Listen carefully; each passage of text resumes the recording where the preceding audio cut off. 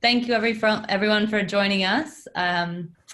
My name is Rosie Baldwin and I work for Chelsea Green. We're an independent publisher and our books focus on a whole range of topics, all under the politics and practice of sustainability. So we have quite a few titles on food, organic farming, regenerative practices, and much more. And we're thrilled to put on this event in collaboration with Groundswell. So we're hosting a short webinar series that brings together the voices on regenerative farming and agriculture. So tonight I'm really excited to have Courtney White and Dorn Cox joining us. And I'll just give a brief intro to Courtney before he takes it away and introduces Dorn. So Courtney's been a wonderful collaborator to Chelsea Green for many years. He's also one of our authors. So he's worked on the front lines of collaborative conservation, regenerative agriculture, ecological restoration for more than 2 decades, sharing innovative on-the-ground solutions that bring people together.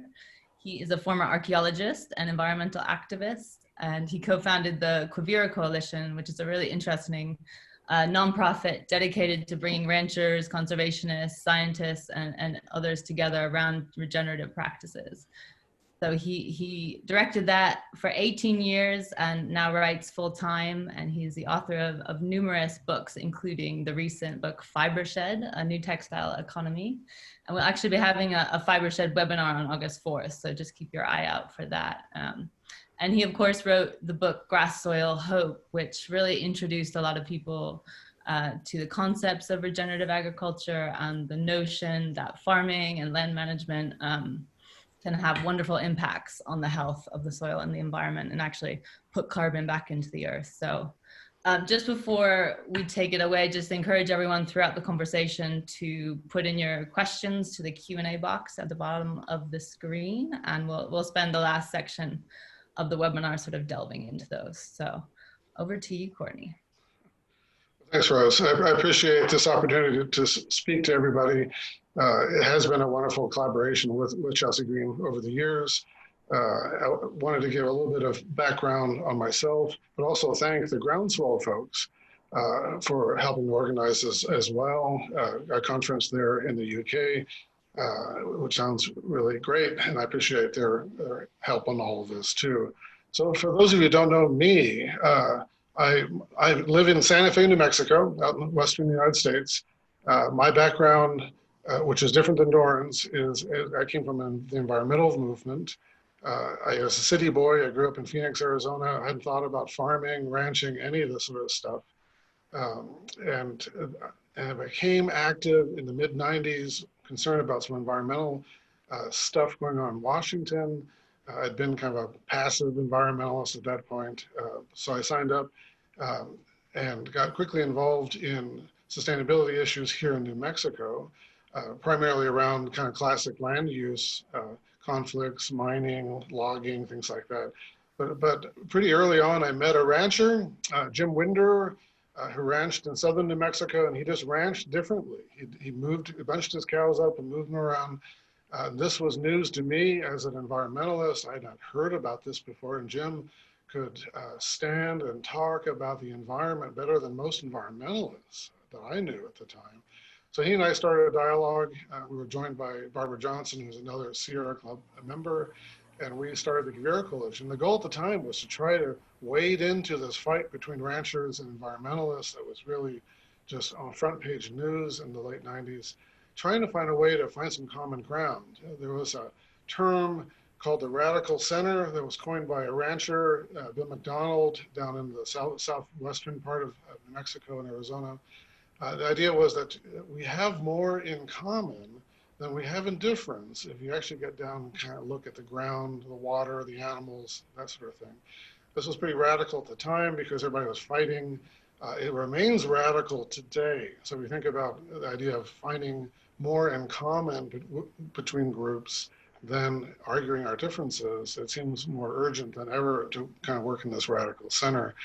In the late 90s, it was mostly about public lands out west and about ranching. Ranchers are under kind of a heavy criticism for some poor land management practices. Through Jim and some other ranchers, we found a way to ranch. They found a way to ranch sustainably. probably familiar to many folks today. Many farms use kind of rotational grazing practices, short duration, whatever you want to call it, based on the work and thoughts of Alan Savory. In the late 90s, early 2000s, it was pretty out there. And so we formed the organization to try to build this radical center, bring ranchers and environmentalists together, focus on land use issues.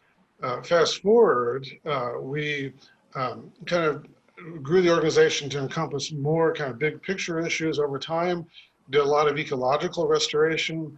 I don't know where folks are, of course, but in the Southwest here, we have a lot of damaged land, historically damaged land. So we began to work with riparian restorationists as well as ranchers and other folks to try to create this kind of larger vision for restoring these lands to health. So it's, you know, grass and the role of animals, water, and fixing these creeks and things like that. So that the organization grew, the mission grew, the kind of the vision grew as the challenges grew. So through the 2000s, we became more concerned about climate change, drought in the Southwest. How do you mitigate? How do you plan for these challenges?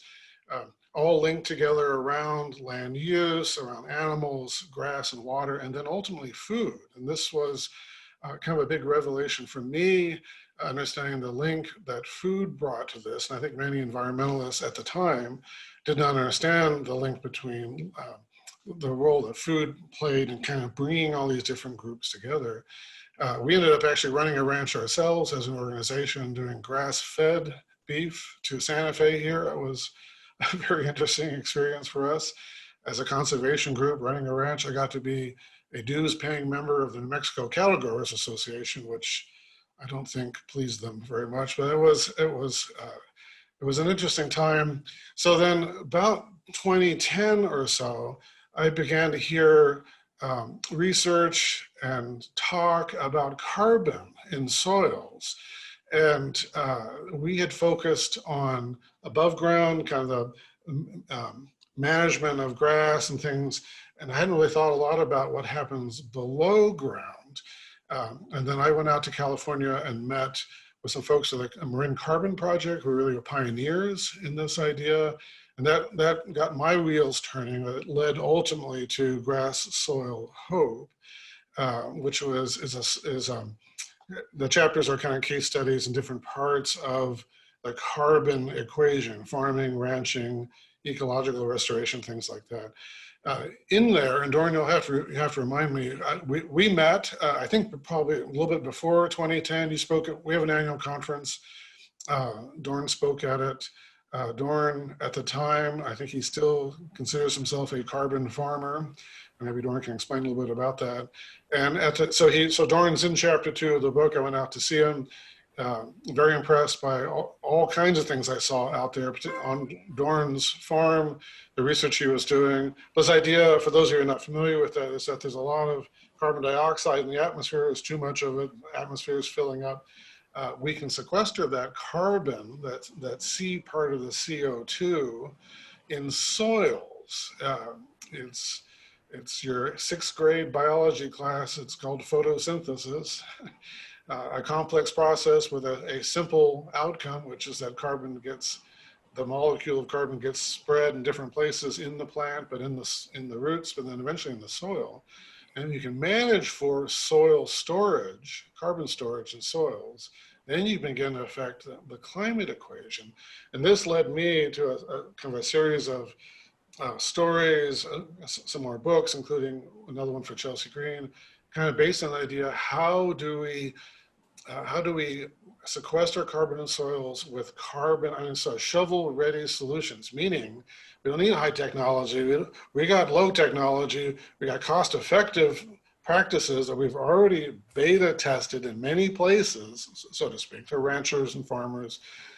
We just need to implement them at scale. So I found this all very exciting. It was very motivated, inspired by farmers like Dorn, what they were doing on their places, ranchers in other parts of the world, Australia, California, other places, all thinking about how they can link sustainable farming and ranching practices and therefore food and the consumer to carbon sequestration, ultimately mitigating climate change. And so that was my motivation for writing Grass Soil Hope, which was aimed at a general audience to try to get this crazy idea of carbon sequestration out in front of a reading audience. That came out in 2014, and I am eternally thankful to Chelsea Green for taking that leap with us. It's been very interesting to see how that carbon conversation has evolved since that time. It's frankly exploded. There's all kinds of stuff going on now across the country and across the world with this idea of putting more carbon in soils through sustainable practices. And as he was then, Dorn was a leader in that movement. And today, Dorn continues to do that at scale, some very exciting projects. And then I hope at the end of this conversation, Dorn and I can talk a little bit about a book that we are working on together for Chelsea Green, which we'll be writing this year, based on a lot of the work that Dorn has been doing in the last couple of years. And so that's my journey. I started off as a city boy environmentalist, got involved in sustainable land use issues out west with ranchers, met inspiring folks like Dorn, and now we're all working together to try to mitigate this crisis that's bearing down upon us, what to do about all this excess CO2 in the atmosphere. So that, I want to turn it over to Dorn, kind of pick up the thread from there with what you've been doing, which is amazing. And you may be the busiest person I know. You got a lot going on. Well, there's a lot going on, and as you said, Courtney, I mean, thank you for sort of giving us this trajectory, because I feel like we really have watched this go from fringe into mainstream consciousness. I know when we were talking first in the first Guevara Coalition conference, it seemed to be a newish idea, really, to talk about carbon from the atmosphere as this, as a pollutant, as really a net benefit, as something that was where we had a deficit of it. We needed more carbon. We need more carbon in the soil, but not just because of climate, because yes, it has a climate mitigation effect, but really it has all these other beneficial effects that if we didn't have climate change to address, we would still want to improve the health of our soil. Because of economic reasons, for weather resilience, for for wildfire mitigation, for resilience to flood and drought. I mean, there's so many other reasons, and yet we also are facing this climate challenge. And so I think that's really brought into focus. And I think for the first time, we're really seeing this as sort of a large scale, and this amazing time where we're recognizing that part of the global solution is also something that's intensely local. And that's what's kind of an amazing time for us to be looking at agriculture in general, because there's a growing realization that we're asking not just for agriculture to provide food, fiber, and energy, but also to provide all these other services in terms of biodiversity and habitat and climate mitigation and adaptation, and so forth. And so that's where, my story is that I grew up on an organic farm in New Hampshire that just happened to be 2 miles from the University of New Hampshire, which is the Center for Earth, Ocean, and Space. So while I'm, steeped in the practical knowledge and grew up with it, I actually went to school first for international agriculture and rural development, but really it was a technology and finance focus, and went all over the world first, and then came back to New Hampshire and had a lot of questions around the damage that agricultural policy had had. I mean, that was essentially my undergraduate studies was about that. And my graduate was like, wait a minute. And in fact, my last year, well, I was at Cornell, the professor's like, basically, good luck, because everything we've been teaching for the last 50 years has been counterproductive. Go out and try and fix it. And so I ended up for almost a decade before I came back to the farm, and then started work on sort of grounding myself in New Hampshire, really seeing some of that damage. And also seeing a lot of the potential.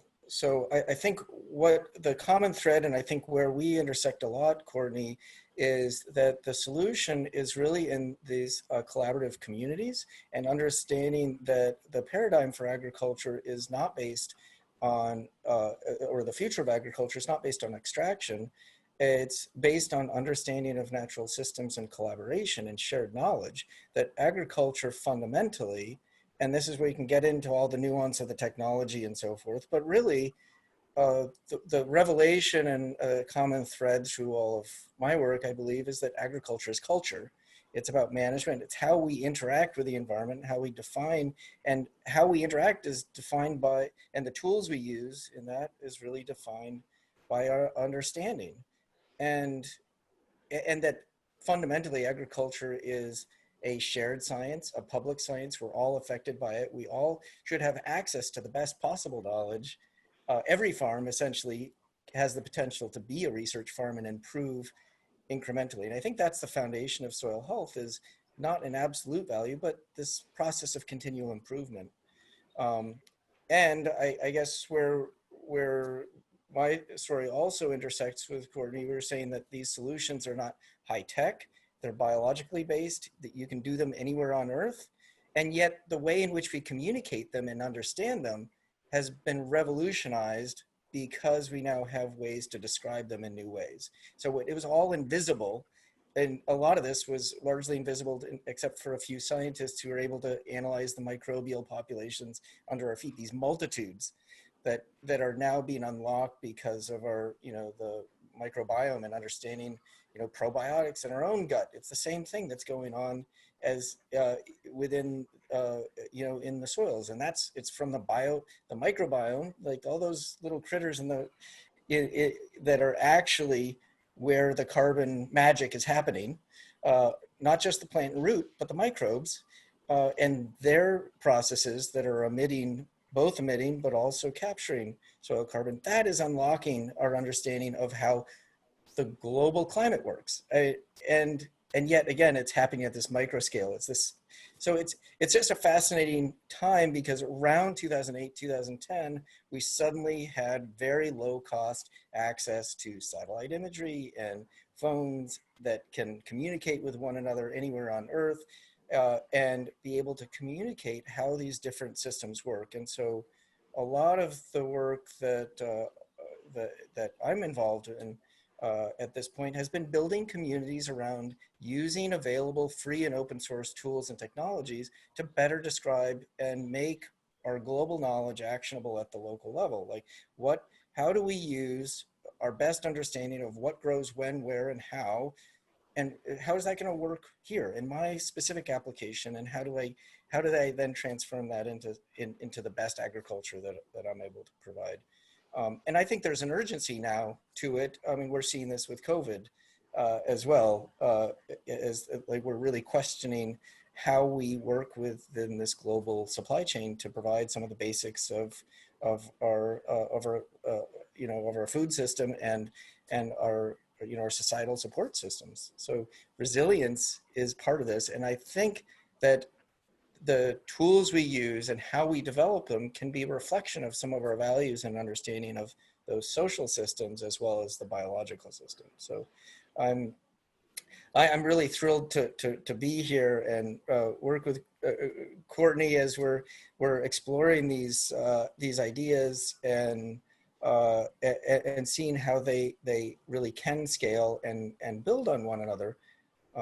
And one of the things that I've really enjoyed talking with Courtney again as we build these organizations is that as we shift from sort of a competitive approach to more of agriculture as a collective, as something that as a shared endeavor, it allows us to build on one another's efforts much more efficiently. And it's an example of something that really is too complex for any corporation or government or entity to tackle by themselves, because we also have to trust. We have to trust in the science, and we can trust it because we can actually apply it. That's the other amazing thing where we are with agriculture, in my view, is that it's not good enough to have a few academics who understand it perfectly, because ultimately it's only good, agriculture is only good when we can actually use it.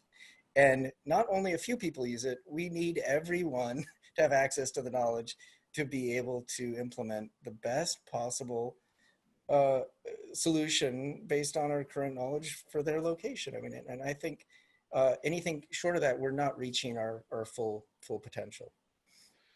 I remember when we first met you, a quote that you said, I think maybe in a presentation that I used, you said, really made me think, you said, farming isn't rocket science, it's more complicated than that. It's more, Well, it's right, because that captures both of it, both in that it's something that can happen anywhere on Earth at almost no cost, and to truly understand it, it not only is it's more complicated than rocket science. Quite frankly, it is rocket science, because we're using remote sensing and satellites right now to help inform, and it's actually some of the lowest cost ways to understand, right. provide context. And I think this is part of what's happening too, is like, yes, we can understand our microbial context. How do we improve in our own backyard, whether we're doing 2,000 acres of grain, or whether we're doing a market garden, composted amendment, we're able to use the same tools to understand the context. And I think that's democratizing access to that knowledge is this global complex system, and it's microbiology and biogeochemistry and physics and everything else rolled in. And the complexity, not just of, say, a human genome project, we're talking about billions of organisms and how they interact with one another. And yet there's an elegant simplicity to it as well. So Well, let's come back to that, because I want to talk about knowledge utilities and some of the computing issues that will be in the book that we're working on. But I wanted to go back to something we talked about that's in Groundswell Hope, that will also be in this book, that really kind of opened my eyes, was this sort of theory of abundance that you talked about, that the dominant economic theories for a long time have been built around scarcity, that we have just a finite amount of stuff, and therefore competitiveness, as you mentioned, is the law of the jungle, is how you sort these resources out. And historically, as well as all the way up to the modern day, it has led to one tragedy after another as we fight over these things. And when I met you and we were on the farm, we were talking about this, it really was just kind of a mind flip. Instead of talking about scarcity, let's talk about abundance. Let's talk about what is actually abundant, starting with sunlight. Sunlight's abundant, carbon's abundant, soil's abundant. Well, it should be abundant. We've eroded a lot of it. But nevertheless, once you start thinking about abundance, what do we have that we can use, and start thinking biologically about life, there's a lot of life, then it really opens up this whole nother world view. And then, which led to what you've talked about, which is real wealth, not fake, Wall Street wealth, which is a wealth of a sort, but real wealth, the wealth that starts with the soil, and goes from there. So maybe fill us in a little bit about abundance these days. So. Sure. Yeah. No. And the thinking is, I think we're seeing this now with the wider spread adoption of the idea of regeneration, which is fundamentally different than extraction. It's the idea that by using these resources, we can actually improve them. And that is a very different way of understanding people and their environment, is that we can be beneficial organisms and not just extractive. And destructive, right? And so certainly we have both potentials, but I think it goes back. I think in one of my talks with Kuvera, I talked about the first economists were land-based economists. They focused on the systems in agriculture and really hypothesized that the wealth of a nation is really based on the only way to improve the real wealth of a nation is improve the productivity of their soils. And that was quoted by Adam Smith, in Wealth of Nations. I mean, it was the physiocrats that he was referencing. So it was the foundation, and we've often stepped away from that underlying regenerative potential and our capacity to improve rather than just degrade. And I think we're on the cusp of this becoming again a much more mainstream because it has to. But it's a mind flip, but it's also a very different set of social structures to support both the science behind it, because again, it's not about global supply chains and stocks. It's about understanding the abundant biology and how do you use what's abundant available to you. We have, you know, large amounts of nitrogen in the atmosphere. We have large amounts of carbon, as you mentioned, or in water vapor.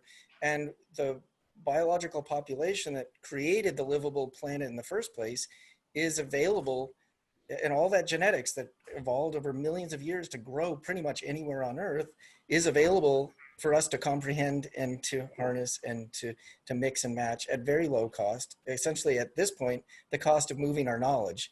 And the thing about knowledge, the economics of knowledge, is it's like our muscles. They get better with improvement, right? It doesn't. So we have mostly economics. We talk about depreciation of capital assets, right? Things get, as we use them, they get worse, right?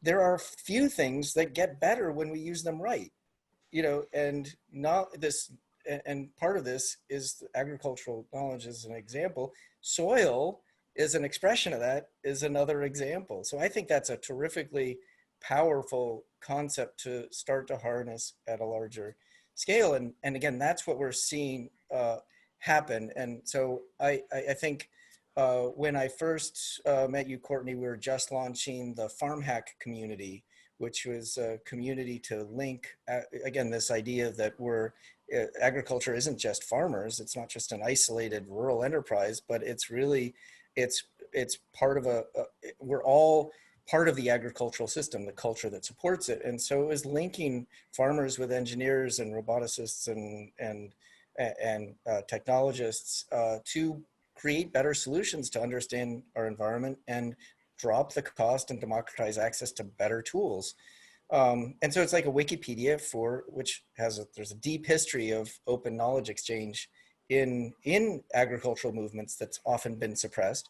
But since then, as Courtney mentioned, we've expanded those communities to create free and open source software for managing agricultural environments and soil health and helping choose better cover crops.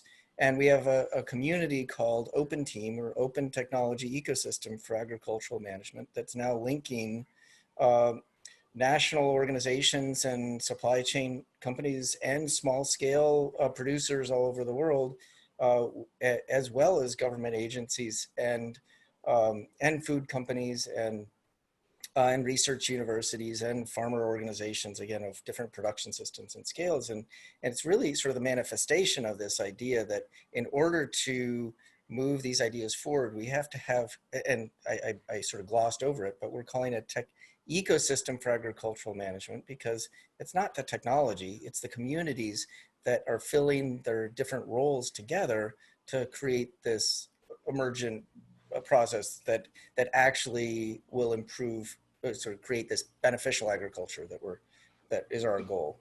Dorn, let's go back and just do a little bit of history. So once upon a time, agricultural knowledge was, in a sense, open source, going back a couple hundred years. I mean, a lot of people had access to encyclopedia, the famous French encyclopedia. A lot of knowledge was shared. And then in the Industrial Revolutionary period, knowledge became privatized, right? And then specialized. And as a farmer or anybody who's interested in these things, you really had to have access to kind of, a club or a clique, and then what you're saying is that now on the other side of that, knowledge is now opening up again, thanks to open source and technology and computing power. So maybe walk us through just a little bit of what the Industrial Revolution did to knowledge, and then now how we're taking back public access to science. Well, I mean, I think that's right. I mean, I think this is sort of the privatization and sort of this extractive approach to science too. It's reductive. It's saying, I'm going to understand this one process and reduce everything so this works, and then own that and create profit from that limited understanding. What we're seeing is the limits to that is that if we don't put it in systems context, there are all these costs that, we were able to externalize, but now we're getting to limits in terms of degraded soil and so forth. But again, the access to knowledge has been it's not just the corporate sort of expression in terms of corporate scientists that control the seeds or the fertilizer formulas and so forth.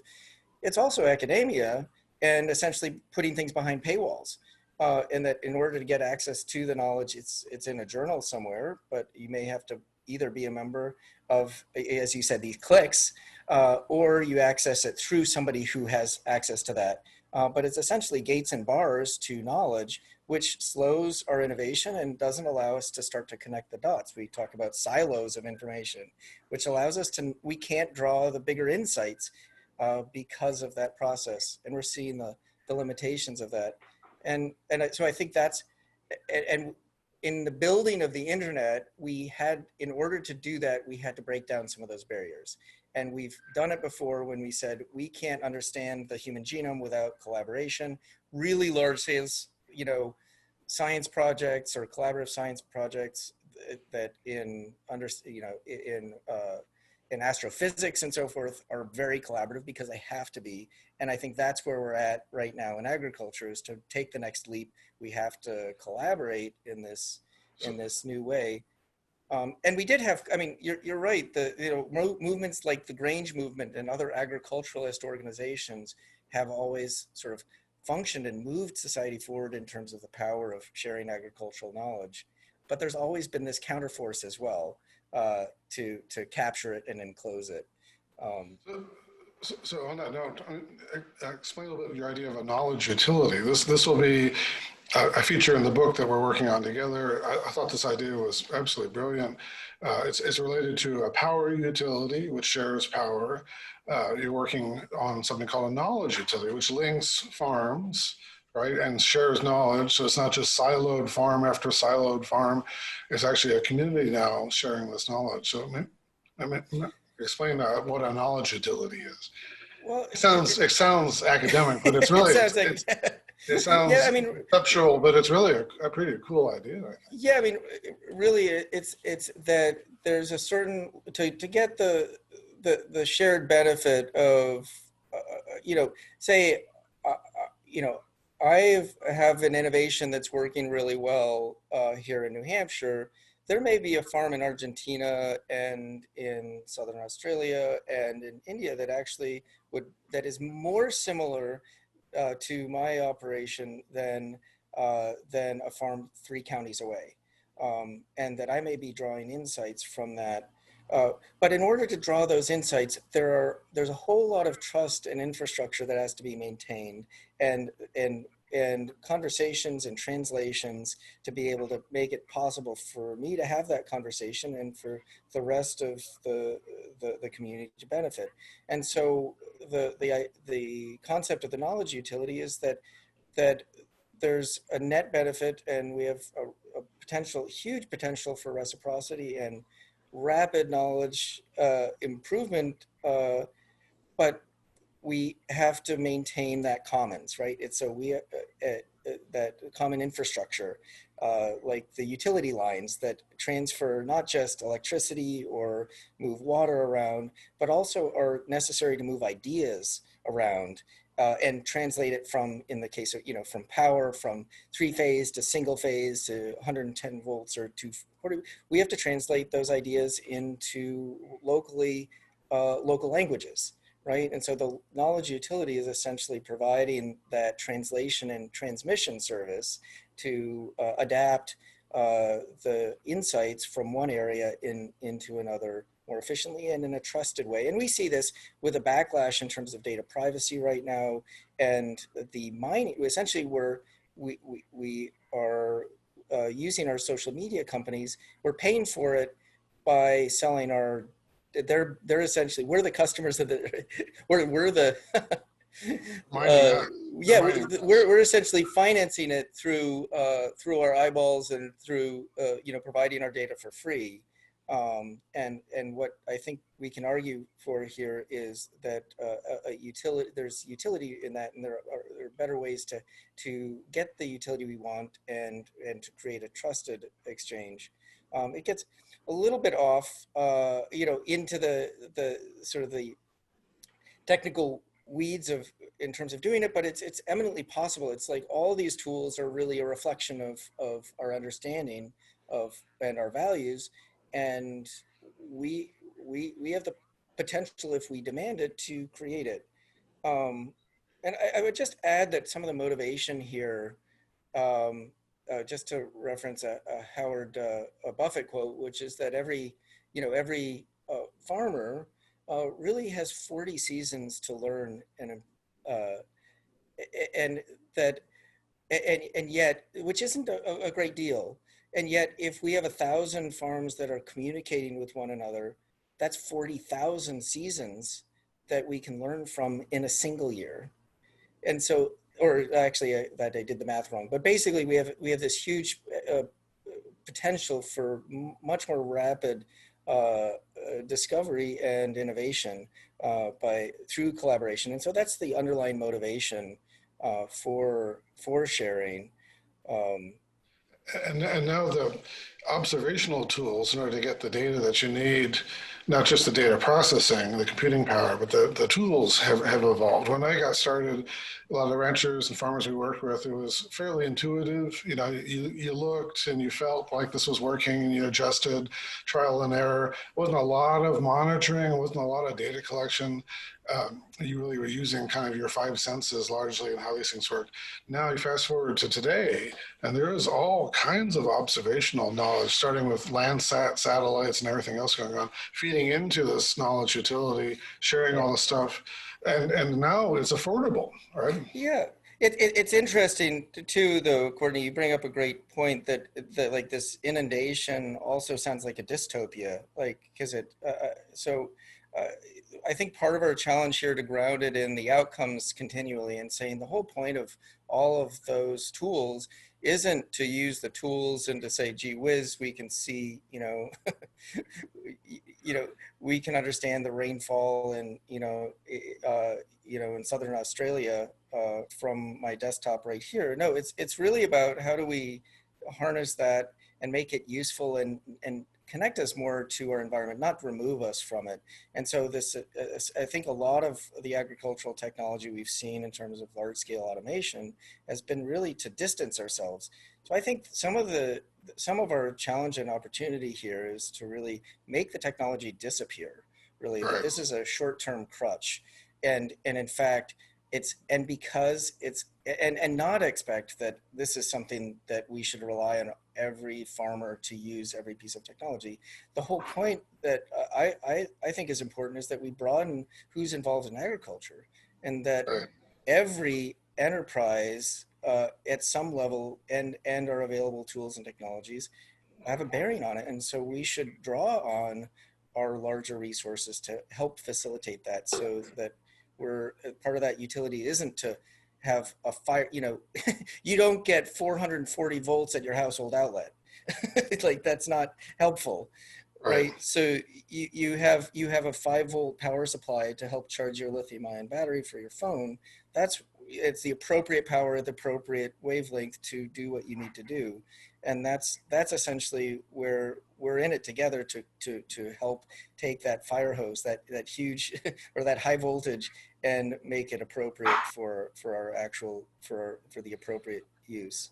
Well, and you've said that the goal really is not agriculture, but ecosystem management. I mean, Absolutely. ultimately, this is about the planet, everything on it, all the life on it, including us. And as we said before, we can look at ourselves in a new narrative now as regenerators and not as agents of destruction, is how generally the narrative goes these days. Yeah. Humans are the problem, Well, the cause of this problem, that problem. Well, we're also the solution if you look at it this way. So talk a little bit about ecosystem management, which is, it's kind of a buzzy word and sort of a large term, but maybe for folks who are listening, what do you mean by using all of this knowledge and these practices for good? Well, this gets to where we're managing complexity. Part of the reason we have monocultures and we have cattle operations, we have grain operations, we have confined dairies, we have these kinds of systems, is to manage that complexity and to reduce complexity so that we can focus on economic efficiency. Where we have a potential here when we look at the ecological optimal system is much more complex. And so this is where we're mixing grazing with grain production, and we're agroforestry and adding fungal populations into the mix, and all of this, which creates a really harder system to measure and manage. And that's where, again, I think but that's where we can yield beautiful landscapes that function at a high level, both creating a lot more food, but also biodiversities and pollinator habitats and all of the other things that we value and want from agriculture at the same time. And it's liberating in some sense, because we're saying, as we say, farmers are part of the solution. If we look at not just carbon, but we're saying we have a water quality issue, and our wastewater treatment plants are incredibly expensive to maintain because we're dealing with these nutrients downstream. What if we pay farmers to actually capture those nutrients where they're valuable upstream? And this is not, and provide higher quality water for our drinking water supply. But this is where nitrogen and phosphorus and other nutrients that we're now exporting or importing from all over the world at great cost are actually available locally and can be recycled on the landscape productively. And so it becomes a benefit rather than a cost. And this is just to give a sense of scale. We talk about carbon markets at $15, a ton, at least in our area. And I think this is true in lots of municipalities. It's $200 to $300 a pound to remove nitrogen. So at the farm level, we're buying, or if you're buying nitrogen, it's like $1 a pound. If there's a huge opportunity to be paying farmers to make sure that nitrogen doesn't get downstream. And so I think that's a great opportunity that we have, is to shift the model as we look towards, as you said, Courtney, landscape stewardship, and looking at not just food, fiber, and energy, but looking at how we improve the ecological function and productivity that includes food, fiber, and energy, and resilient local food supply chains, but also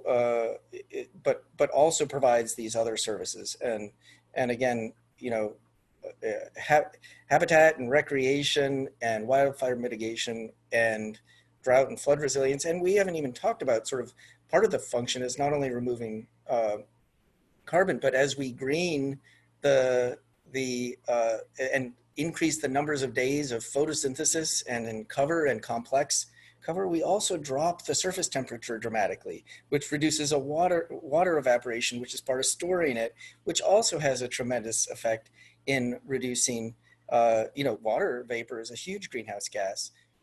And it's a requirement for photosynthesis. So if we can shift this, instead of this negative loop where things get worse and worse as we go down that path, we have an opportunity with soil health, as we reduce tillage, improve days in cover and so forth, to actually have a positive, to reach a threshold where things get easier to improve over time.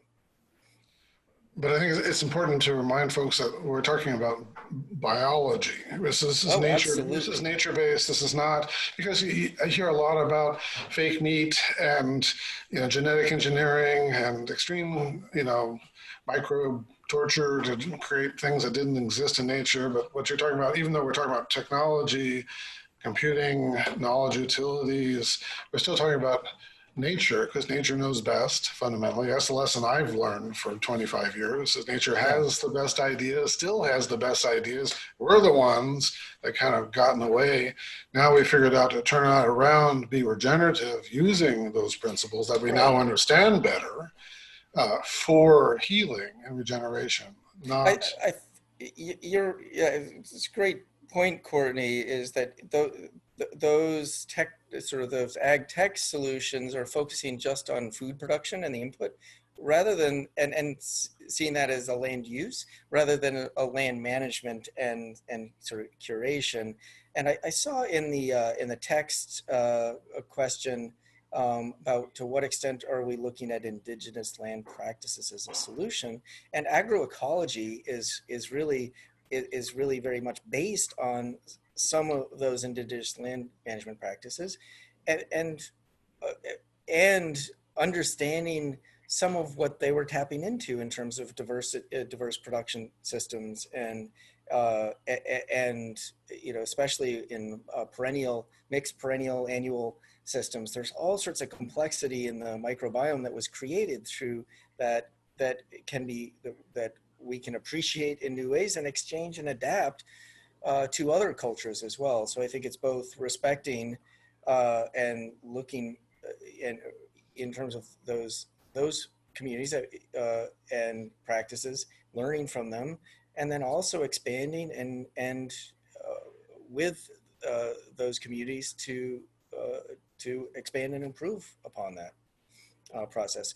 I mean, we also part of our and part of the prerequisite I should mention here and the ethics of things like knowledge utilities are very much around, it's this balance between sort of mutually dependent independence. Like with more knowledge, we can be more independent, and yet to gain that knowledge, we can do that better together.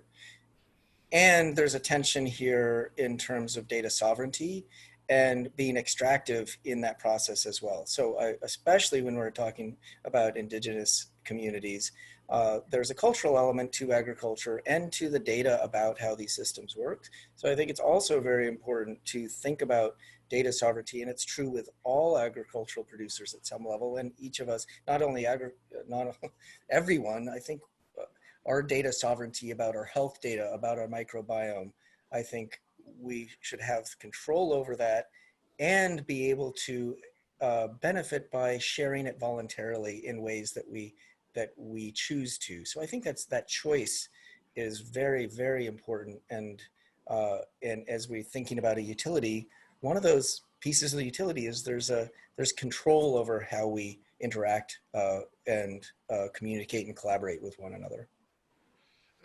For folks who are listening who may not know some of the practices that we're talking about, maybe Dorn, just kind of run down a quick list of what some of the regenerative practices are that restore carbon that you've done on your farm. It's organic, of course, but it's beyond organic. You don't till for, and you've got polycultures. That may be a word that folks may not understand, but it really is sort of nature's idea of mixing different species, different root depths, different kinds of things all together, rather than monoculture everything. So maybe just kind of a quick rundown of some of the top 10 regenerative agroforestry, for example. Agroforestry, yeah. So mixing annual agriculture with perennial agriculture, with grazing, diversity, grasses with legumes. Again, just diversity is a foundation, increasing the total numbers of days that we have something. Part of the function of that is increasing the numbers of days that something's growing really well. And then also using sort of annuals that grow really fast in one part of the year as a strategy for transitioning into something else that grows better later in the year, both to terminate the previous crop. I mean, so there's strategies once you understand how these fit together to fit them together. And animals and plants and fungal populations are all part of that. But understanding fungal populations is why you want to reduce disturbance, because some of the importance of the service they provide to the plant, it can be easily disrupted through tillage. So I think those are some of the examples. So some folks listening may not have quite caught that. Tillage is one of the truly disturbing things, so to speak, that we have out there. Nature doesn't till, nature doesn't turn things over like that.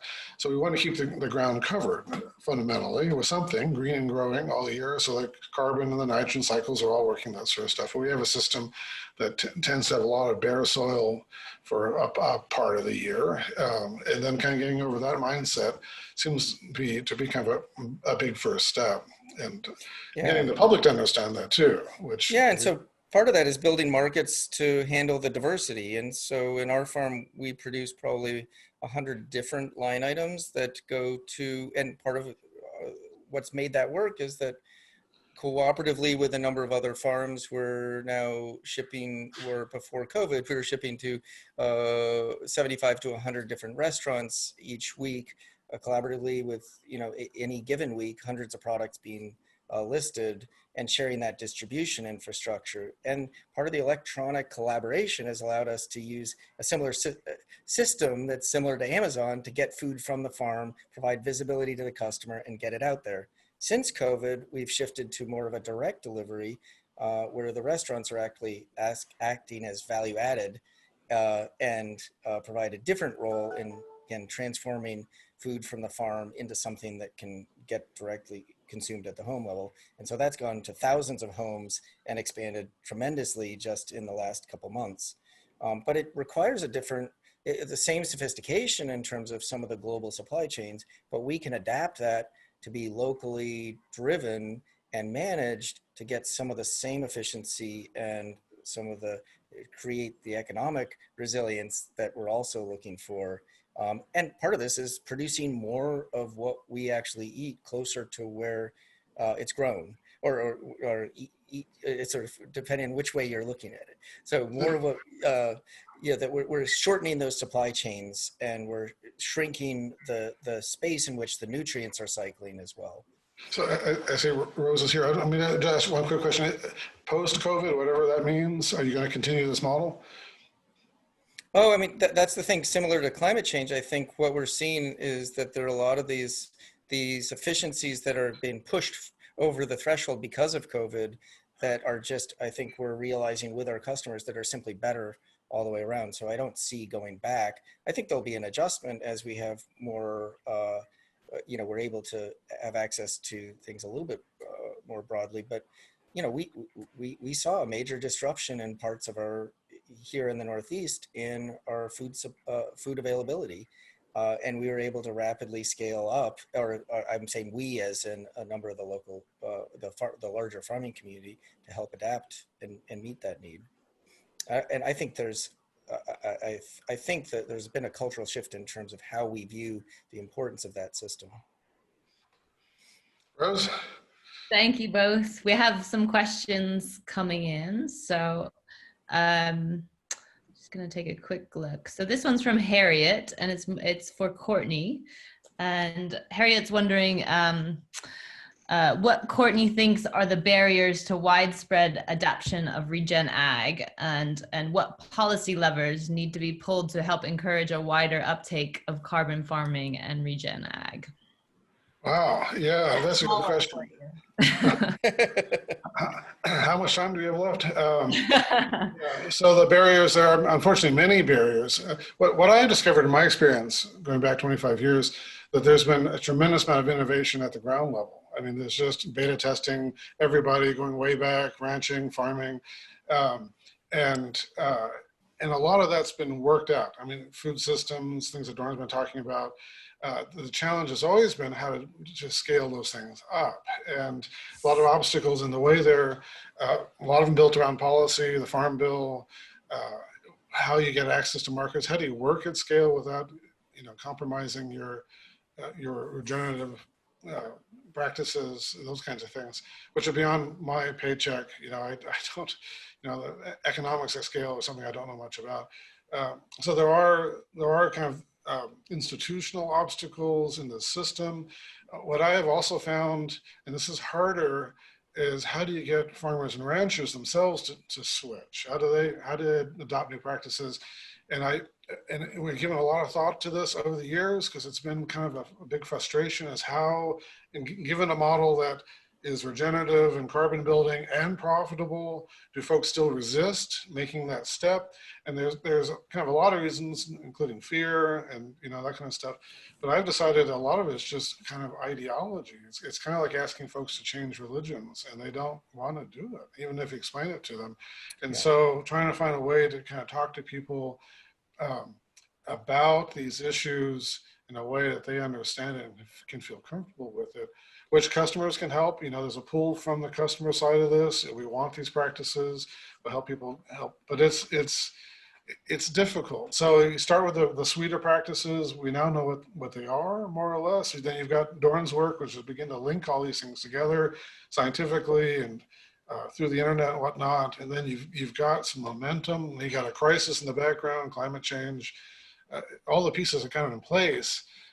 we can just figure out the economics and pay folks for these things, and then you'll bring the ones that are not going to go there naturally just because they're not risk takers, I guess, in a sense. So it's, I don't know if that policy is beyond my ken. I don't, how to get Congress involved. Oh my God, good luck. Well, I mean, I think part of this has been the complexity is, of measuring some of these and being able to point to some of these values has been, or say, that a certain amount of carbon has been captured or a certain amount of phosphorus or this water got cleaner because of this farmer's action has been really a big barrier. Some of the cost of that is coming down radically. And because of that, buyers can start to incorporate that into, when I'm saying buyers, sort of larger buyers in the food system can start to pay for some of that service and market that as a good, because we're seeing from a customer perspective, as much as there's fickle demand in terms of there is a movement towards having those dollars do something more, whether it's a human health, and also the data that's showing that we're on the cusp of showing improved soil health, increasing nutrient density. So the quality of the food I'm getting is actually better. If we can say that, that really changes purchasing decisions as well. And I think that, so it's a number of those things together, but that's not, again, none of that is sufficient on its own. There is food is cultural, and it can take a really long time and then happen very quickly also in terms of those shifts. And so I think it feels like we're on the cusp of some of those cultural transformations. And agriculture, like trying to change your own diet, is really hard to change. It is so culturally embedded in terms of how we define ourselves. So I don't think it's reasonable to expect any one person to change instantly or to be the solution. And yet I think we can support with some of these tools, provide ways to support the values that I think are universal, that Courtney mentions, where we do hold things, some of these values together, and how do we take some of those steps? And it can be reflected in economics and policy and practice. One more quick thing which is climate change. I think farmers and ranchers are realizing to be resilient, truly resilient, they're going to have to move away from a model that's very fragile to one that is more resilient, which is drought. How do you manage drought? The system is set up for a certain kind of climate that's changing. I think you're seeing more and more farmers and ranchers begin to ask questions about how do we endure heavier rains and drier times and those kinds of things. And these practices too. All right, thank you. We have another question from Anthony, perhaps more directed for Dorn. Is it possible to imagine the widespread take-up of regen ag and carbon farming without an increase in the price of quality, healthy food at the customer level? Yeah, I mean, I think that's totally, I think that's always the challenge with agriculture is both food access and then also paying for the kind of quality land management that we want to see. And I think decoupling our food from the rest of the services is the key, so that we're publicly paying for all the rest of the benefits and not putting it all on the farmer either, is that we're in this together again. So we can, which essentially having healthy food as a byproduct and we're paying for the rest of the land management is a way to get our food prices down and achieve some of our environmental goals. So I think that is an outcome that I don't think can we do it? I think that's what we have to do to really, to make this system function. And I think we have to do it across scales too, because, within our open team community, we're working with some of the larger ranch, food producers, but what we're talking about here is democratizing access to the same tools that are used in a small scale market garden or a smallholder or producer in Africa are the same ones as, a 3,000 acre, row crop producer in Iowa. That the same way we talk about that we manage this is part of that solution. And that's also how we drive down the cost of knowledge exchange, is not having the knowledge for this, having to go through be the profit center. Let's shift the profits from production away from protection of the systems, protecting the knowledge and behind that. Let's share the scientific knowledge, and then let's reward the profit from innovative implementation of that at all scales. Thank you. And this one is complex, but it sort of leads on from that. This is from Ian. So Ian says, in the last few months, we've seen an upsurge of eaters buying from a shorter food supply chain. Many of these links will fade in time, perhaps quite fast. I already hear that farmers new to direct selling are finding it difficult, as the realization that retailing is difficult and consumers are fickle. Therefore, what can we do to really build knowledge beyond the farm, drive demand, and create regeneratively aware eaters? Yeah, I mean, I think this is part of this communications infrastructure so that we can, the direct selling is important. You can touch it, you can feel, your farmer.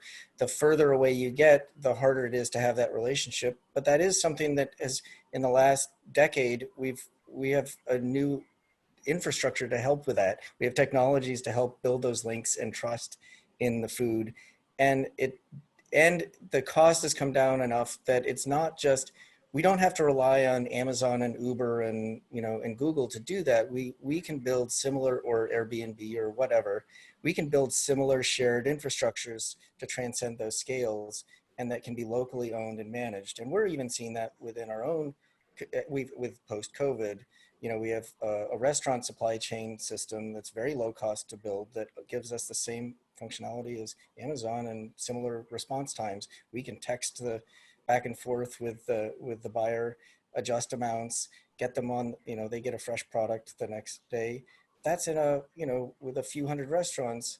That could be scaled beyond that. And we're seeing that model doesn't work in COVID, but the same infrastructure can be adapted to a different scale that can have some of the same benefits. And so I think some innovation, sort of using technology rather than to separate us or to increase the income and sort of technological divide, by sharing some of that same infrastructure in terms of how that works, we can actually drive down the costs of efficient local supply chains and not outsource the sort of the profits of all of that to Silicon Valley. We can actually maintain that structure ourselves in a cooperative way. And that's what, open source tools and technologies are really about.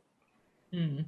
And for people that are interested in sort of learning about open source tools and getting involved and trying to use them, like where are the best places to go to sort of understand and make those connections and get started? Well, so I mean, that's really what Open Team is all about. Although it's really focused right now on soil health decision support tools. I think there's the Farm OS community. There are lots of the Gathering for Open Ag Technology, Farm Hack are all communities around making that knowledge more accessible. And there's always more work in connecting and making what our available toolkit relevant to a new production system, to meeting people where they are at. Again, because often maybe the tech works, but it doesn't work if you don't understand it or you don't trust it or it's not actually meeting your needs. And so there is a shift here also in that part of the making these things work is seeing ourselves as part of the community rather than as a customer or a consumer. Like, you actually have to engage and say, this is how I want it to work at some level in order to get what you need to work. It's not going to be prepackaged and delivered to you with a customer support line necessarily, because that requires essentially the venture funding and all the background that produces something that will be extractive. And so there's a bit of a cultural shift that is part of this, but those communities are a good place to start. Dorn, you gave a talk to the Red Hat conference. What year was that? That was last year. That might be a place for folks to go look. If people don't know what Red Hat is, maybe just say it real quickly. It's an example. Well, Red Hat is an example for a Linux operating system that is essentially open source alternative to Windows or Apple. And if you think that open source can't scale, that they were sold to IBM with all of their keeping their open source ideology and really because of that valued at, I think it was 30 billion or something along those lines. So it is certainly, as an enterprise, it can scale.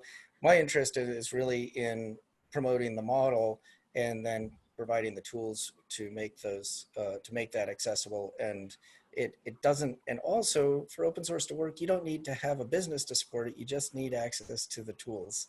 And so there's a lot of solutions that don't have profitable businesses behind them. Doesn't mean those tools aren't useful and shouldn't be created and used and so that's where the knowledge comes in.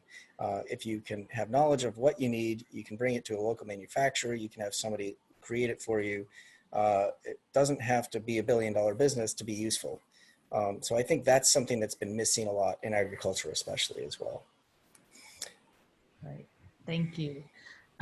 We have one last question, and it's a slight change of topic, but it's from Marion, and she's wondering, can the microbial system provide most of the nutrients our plants needs, and what kind of application of nutrients can promote the soil biome?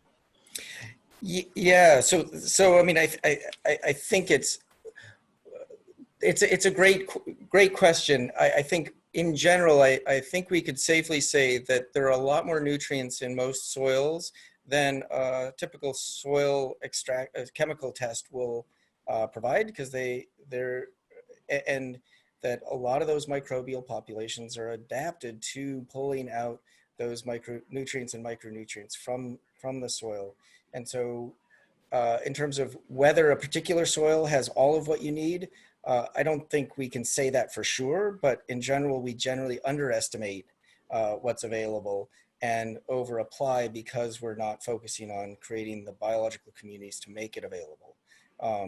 And so that's a sort of a general statement, but certainly, Lane Ingham and the Soil Food Web folks and the work that Jill Clapperton is doing is like get a full, using an XRF machine, they have a handheld machine that does a full elemental analysis, will say what's truly available if you have the right microbial populations to extract. It may be there, it may not, but then you know where you're starting from, and you're not, and then you can focus. And this is where the new genomics companies are looking at functional groups and saying this group of microbial populations exists and can extract this kind of nutrient from phosphorus, for example, from the soil.